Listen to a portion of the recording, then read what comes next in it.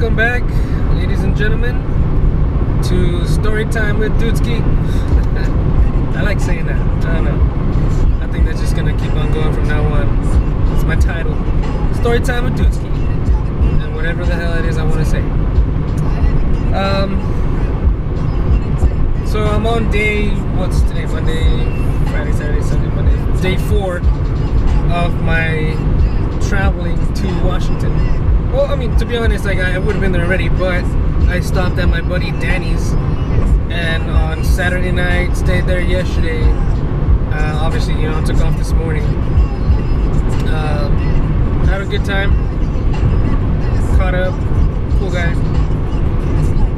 And well, for today, I guess I'll just talk about the full experience of the summer. You know, what we did. I got to meet a lot of natives from Alaska. I know they prefer a certain terminology to be called. I don't remember exactly what it is. I want to say it's Inuit. I'm not sure. I'll just say natives for so I don't look bad. Really interesting people. The first year I went up with Alan, obviously, like I said, I followed him around like a puppy. I got to meet some of the local fishermen. That some of them are from Washington, some of them are from Cali, Oregon, Idaho. You know, from Canada. They're from Alaska and another part from Alaska. You know, so I got to meet a whole bunch of cool, interesting people.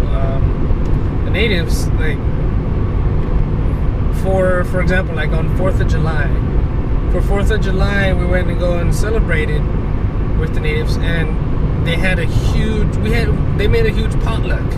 So the majority of the people at the camp, you know, took their four-wheelers, went down to the beach, parked their four-wheelers in front of the house, went in and started having conversations and eating dinner, you know, or just talking while I was getting prepared. One of my favorite things to eat that they made was fried bread. Now, they call it fried bread. I asked them what it was. They're just like, it's fried bread dough. So when I saw them make it in person, they're pretty much little donuts or donut holes. Sometimes they make donut holes, little bread balls, or just, you know, a patty or like a donut. It was really, really, really good, you know. So we had those for dinner too. With dinner, we made it. I don't remember if we made a turkey or not, but I know someone took some ham, made like a brisket type pot roast. It was just a big potluck, right? Really good, really good.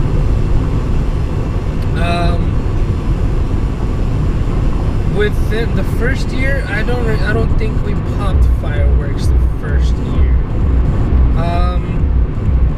There was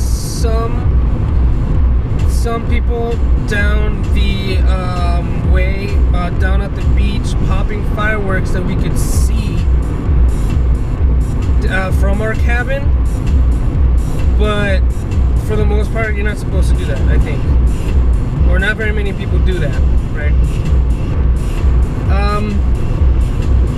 4th of July in Alaska was a totally different thing the first year. It was kind of raining, but turn that down. I just realized what song it was. I had a blast meeting all crazy people. I met a good friend of mine there. Her name is Chelsea. Well, I mean, obviously she wasn't my friend when I met her right that year, but we became friends after that year. She introduced me around to some people. Alan introduced me to her parents. Her dad was there. He was a captain of one of the fishing boats around the area. Very known person. You know, everybody knows who they are. They were very welcome, very inviting. So she was pretty much my contact in Alaska the entire time if I wanted to do something. It was Chelsea. Where's Chelsea? Chelsea here. And she was so inviting the whole time too. She's like, oh hey, yeah, anytime, you know, of course, if I'm not busy or anything, I'll take you out, you know, we'll do something, we'll walk around camp, introduce you to people, we'll do this, we'll do that. All right, awesome. she's like, or you can just come visit me. And I think that year she worked at the laundry there on the camp. So I would go visit her for like 5-10 minutes, say hi, okay, cool, and then just leave, right? The second year was more fun. I'll talk about that next time. So yeah, Chelsea was my contact, and met a few other people too. And Alan also introduced me to an older boat captain, an older gentleman by the name of Vern Tomlinson, something like that. Vern. I have met. As a child, I remember meeting Vern and his wife Marita, and then the daughters. I don't remember them when I was a kid, but I got to meet the daughters that year. In the first year I went up, Evelyn and Emily. Evelyn is the older sister. Emily is the younger sister. I don't remember how old they were when I met them. I want to say they were like 15 or something like that. The oldest one, the youngest one maybe 12. Somewhere around there. Very shy girls. Most of their life was just on the fishing boat, in Alaska and Washington and back. Boat, the majority of the time on the boat, right? Nice girls. They were very well mannered. They did hard. They worked hard. Like for the girls their age, normal wise, what we're used to. There was not very many girls their age that could stand up to what they were used to. Let's put it that way. Very few. So they showed me around their boat. Well, they parked there at the docks, or parked. Is that the right term? Parked. Either way. And then one day Alan took us down. They lived a few miles down the beach at a place called Coffee Point. It was at an intersection of a big river coming out to sea as well. They lived on top of a hill on a huge house, huge land. But the road, the trip to Coffee Point itself took a couple hours. And we were on four-wheelers, mind you, okay? So it's two people on each four-wheeler loaded up, and we drove down to Coffee Point. I think it took about, maybe 2 hours, maybe hour and a half, something like that.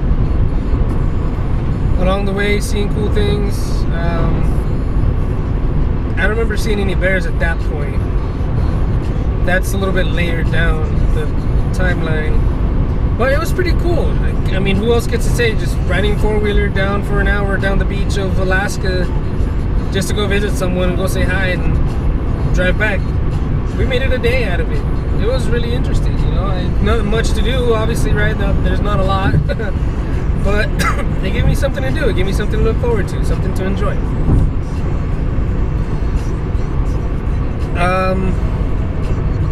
The bears. So, hold on, let me get something to drink. Hold on.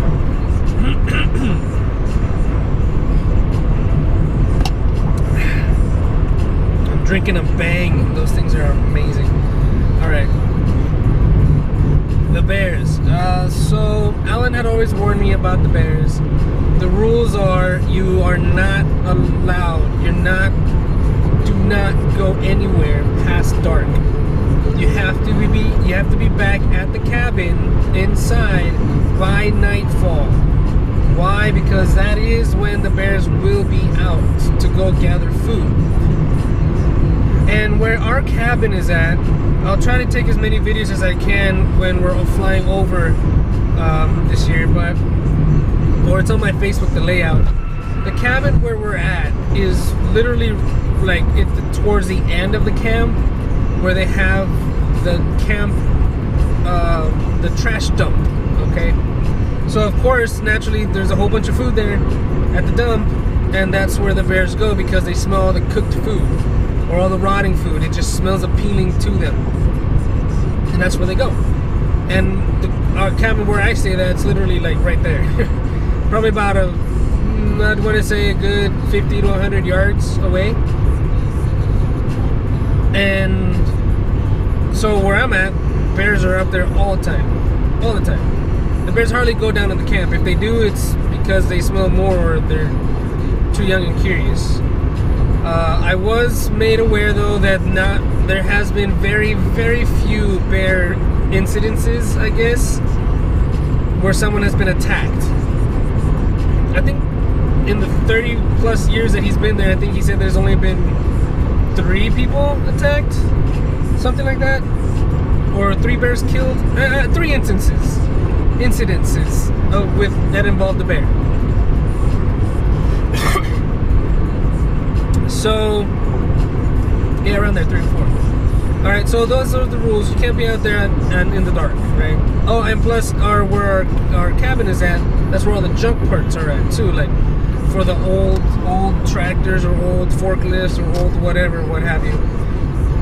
And there's plenty of places for the bears to walk through, hide. You won't be able to see them behind the car or anything. But you can also use it to your advantage to climb on top of the car and try to get away from the bear. You'll see what I mean. You'll see what I mean. So either way, and if you don't know what to do when there's a bear around, Google that. All right, Google Alaskan bear, brown bear. What to do with it when they attack, or if you see one. So the first time I saw a bear, it was at the dump. It was far away enough. I was so exhilarated, like. It was intense. My heartbeat was super fucking fast. The adrenaline kicked in hard, and I just got my phone out. I remember seeing some binoculars, and you can tell in the pictures that I was using my phone through the binoculars. So I held my phone through the binoculars to see, and I would take pictures like that. I don't know what gave me that idea to do that, but I just did it. It came out alright, actually. It came out alright. But the first time I kind of came into a close encounter. Where was I? Yeah, I was about to go down to the camp. It was still daylight, and I guess after a certain point in time, the bears do start coming out more. So I have to be on the lookout for that. And this is at that point when I saw this bear. I'm coming out of the cabin, and I'm walking down our little path right next to our cabin, and then right when I turn the corner of our cabin, I turn and I see a big ass brown bear coming at me. Like, it's not running, it's not doing anything crazy like that, it's just walking, it's just waddling his fat ass. And he's about 15 yards away, around there. I literally immediately 180 and walk right back inside. And they're like, well, that was quick. I'm like, yeah, it's because there's a bear coming. So I pulled out my phone real quick. I tried to get it by the window, and on the small kitchen window, you can see the top of the bear when he's walking on all fours. And you can kind of smell him. Like, you can smell bear like that. I'm never gonna forget that fucking smell. And I was inside the house.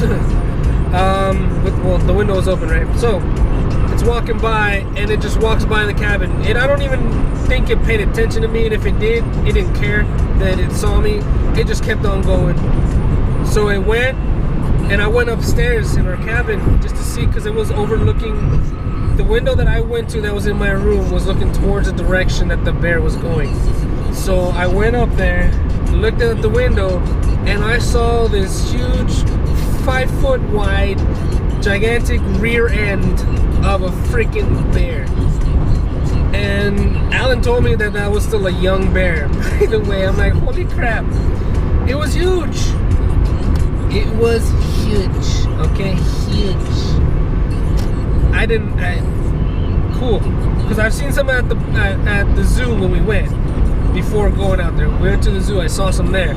Alan told me that the ones at the zoo are nothing compared to the ones in the wild, and I was like, oh, okay. And when I saw that one first bear out of the wild, I understood exactly what he meant. Wow. I mean, jeez, like, if that does happen again this year, which I'm pretty sure it will, then I'll come across a bear. I hope to God it's not more intense than what's happening. Hopefully they stay away. I mean, I hope I still catch a good glimpse of a bear that close, but I'm not gonna go look for one to get that close. You feel me? Like, fuck that. That's the rule. Do not go looking for the bears at all. You can't go running down the beach with your headphones on like you do anywhere else, because that bear is gonna follow you. There's nothing for a mile between the actual campsite and the next person's cabin down the beach. That's too much room for me, for a freaking bear to follow my fat ass. So yeah, that's bears, dude. Like, and throughout the summer, like, we would see some there at the junkyard, at the freaking dump, and I'd be wary. Like, every time I'd go out, I'd be looking around. My head was on a swivel. It was just like, you never freaking know. Never know, never know. And at one point, I saw, because in the backyard of the cabin is literally the bear's front yard. There's like a little mini lake in the back. And that first year I went up there, at one point there was like 8 bears gathered around that whole area. And I went outside to take pictures. And pretty much, again, like, I'm in between our cabin and then a little small shed in the back. And there's a bear